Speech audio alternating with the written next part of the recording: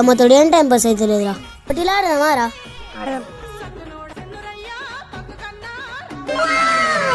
వాళ్ళకి నచ్చిన కలర్ వాళ్ళు తీసుకోర్రా. నేను ఒకటి తీసుకున్నాగా, ఇంకోటి మిగిలిందిగా. ఐడియా. Flash back. అరే తమ్ముడు, నీకేదన్నా ఆపత్తే నన్ను ఒక్కసారి అన్నా అని విలురా, నిమిషాల్లోనే ముంగటుంటా. తమ్ముడు పిలిచిండు, వచ్చేసంగా.